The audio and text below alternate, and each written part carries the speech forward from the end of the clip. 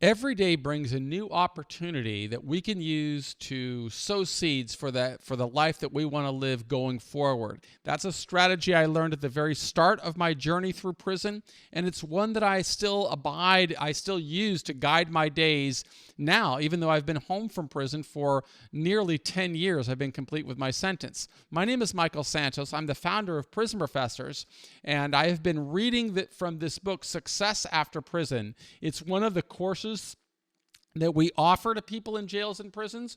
We offer them on these like iPad-like devices, as well as through books like this one right here, Success After Prison. So we try to get it to people in every way possible, including in an audio and visual format. That way also, if people are out here watching or absorbing our content through iTunes or YouTube, they can listen to it rather than having to read from it. But I'm going to share my screen right now, and this is the same video that people would receive if they were in prison, and I'm going to read from Chapter 10 of Success After Prison. Again, it's part of the coursework that we distribute to jails and prisons across America. So in this chapter 10, we're going to discuss the Straight A Guide. Now, the origins of the Straight A Guide began after a conversation with my friend and mentor, Lee. He frequently visited during the final years I served, and while we sat together, I told him about the books that inspired me. After discussing a leadership book that encouraged readers to think about how their decisions would influence their lives in the next 10 minutes, 10 months, and 10 years, Lee tasked me with an assignment. The author of the book we discussed wrote for CEOs, but anyone could apply the advice to their decision-making process. Lee urged me to develop a similar framework. He recommended that I create a program of my own to build a career around the lessons I learned. After our visit, I returned to my housing unit, knowing I had a job to complete. By contemplating different ways to deliver the message I wanted to convey, I came up with a Straight A Guide. What I visualized was a comprehensive program with workbooks, audio files, and video files that would include 10 modules that I could expand upon over the years. And those modules included Module 1, use values to define success. Transformation begins when we identify and articulate the values by which we profess to live. When I started writing, I pledged that I would never ask anyone to do anything that I didn't do. At the start of my sentence, I defined success simply. I would emerge from prison with my dignity intact and opportunities to prosper as a law-abiding, contributing citizen. I wanted to walk into any room without fear that people would discriminate against me because of the time that I served. I taught that introductory lesson through the context of my journey. First, I needed to accept responsibility and let the world know that I wanted to become something more than a person serving a lengthy prison term. Rather than allowing my past bad decisions to define me, I thought about my avatars. By asking Socratic questions about what they would expect of me, I could describe the values by which I professed to live. My avatars would expect a person in prison to educate himself, contribute to society, and build a support network. Those three principles became the values by which I professed to live. Through the lesson plans, I created the first module, and I encouraged participants to identify their values and to think about the success they wanted to build. Then they went to Module 2, Goals.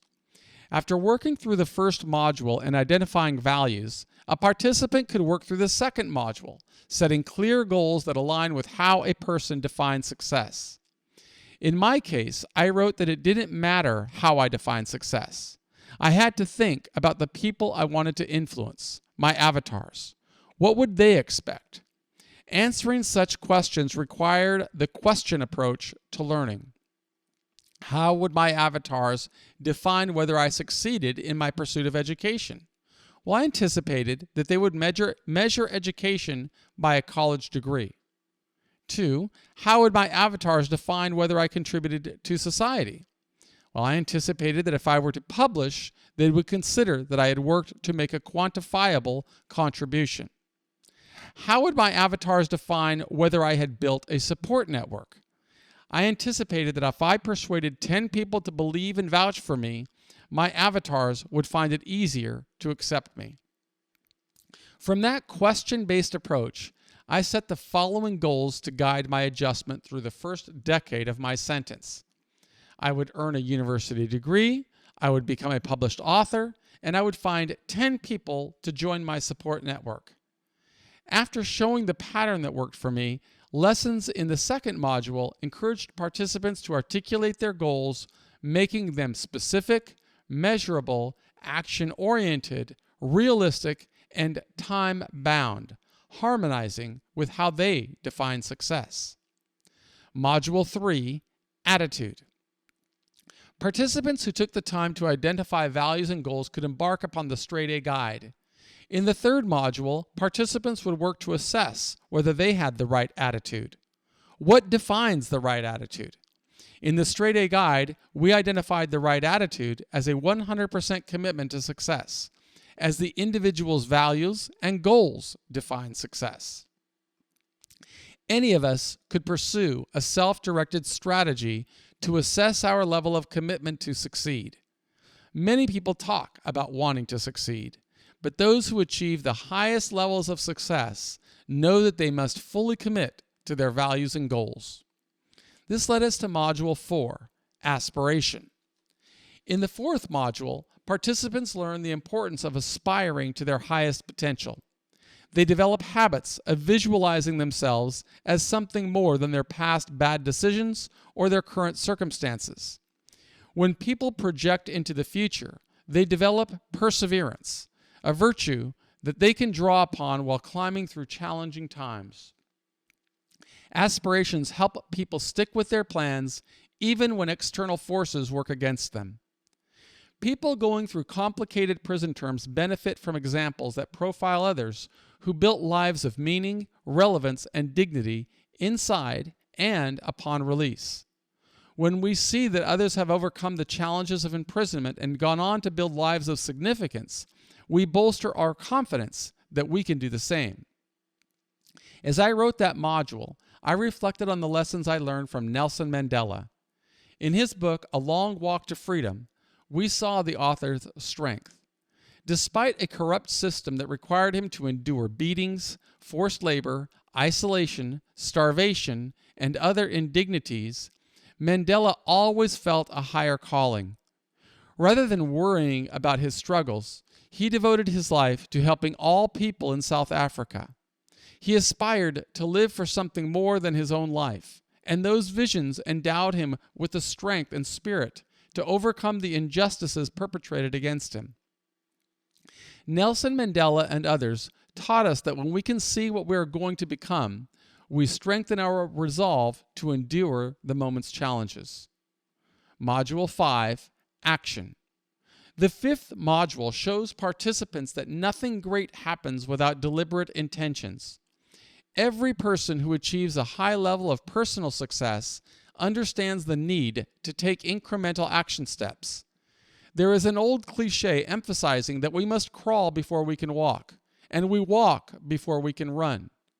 While living in challenging times, however, we need reminders of how the seemingly insignificant steps we are taking today open opportunities that we can create or seize later.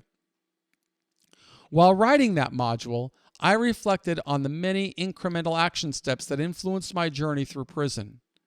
In one of the chapters from Earning Freedom, Conquering a 45-Year Prison Term, one of the accompanying texts that would go with the course, I revealed the example of how I transitioned from a high-security penitentiary to a low-security prison. During my initial meeting with the management team, I asked what I could do to transfer to a prison with less volatility. The unit manager told me that since my judge sentenced me to 45 years, I belonged in high security and wouldn't leave until I finished serving my sentence. Institutions routinely extinguish hope. Fortunately, leaders like Mandela helped me believe I could act in ways to bring incremental changes. And to facilitate change, I found a job that would lessen my exposure to volatility, and the job helped me to avoid disciplinary infractions.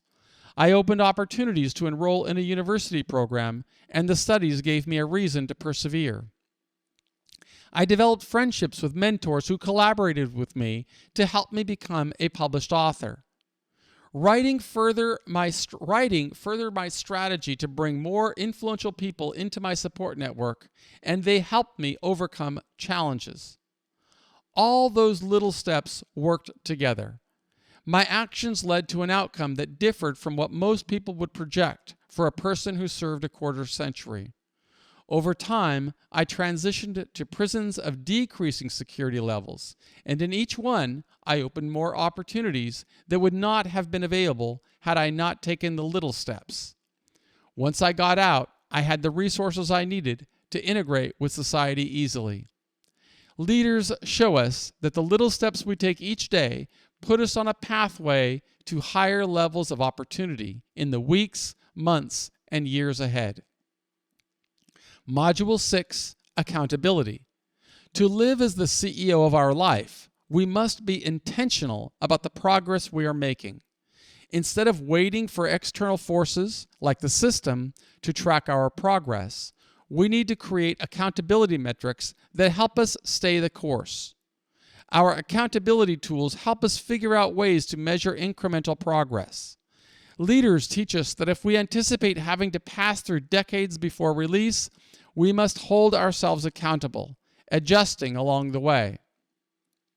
In retrospect, I could see similarities between what I read about building a business and building an intentional life. People who build businesses follow a path that only they can see. They identify a problem they want to resolve and engineer the tiny steps they must take along the way. Each stage has a specific timeline and requires limited resources. The leaders may reach their goal within the timeline using the budgets they set, or they don't.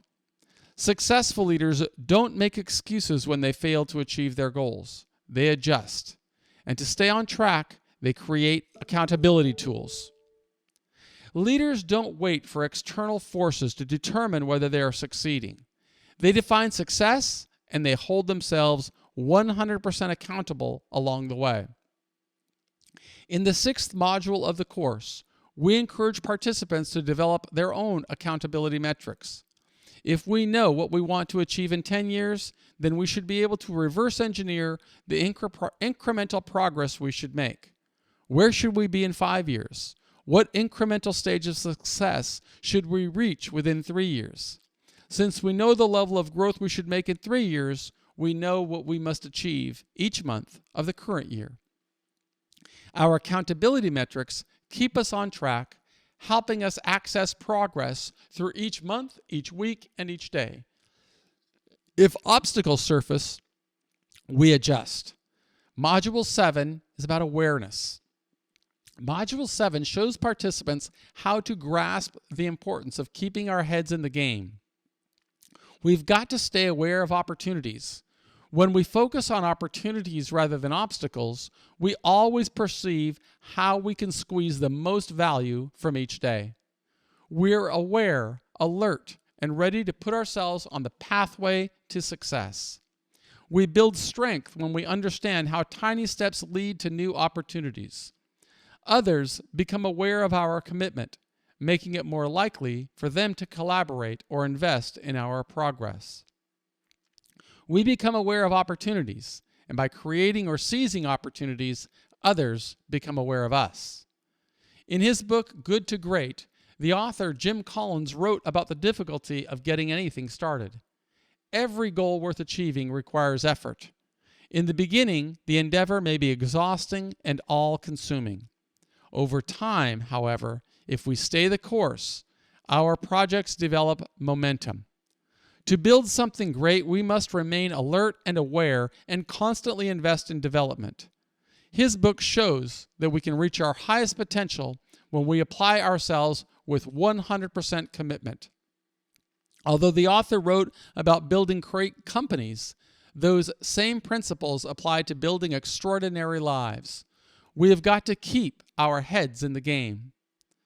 Module 8, Authenticity. People with criminal records may face more challenges than those who do not have criminal records. Rather than fooling ourselves into believing those challenges don't exist, we should develop a response. And for that reason, Module 8 covers the importance of building a record of authenticity. It isn't enough to say we want to succeed. We need plans to convert our adversaries into advocates. From other leaders, I learned that we advance our credibility or authenticity when we show how intentional we are with our systemic approach to succeed. 1. We need to be clear about what we're striving to resolve.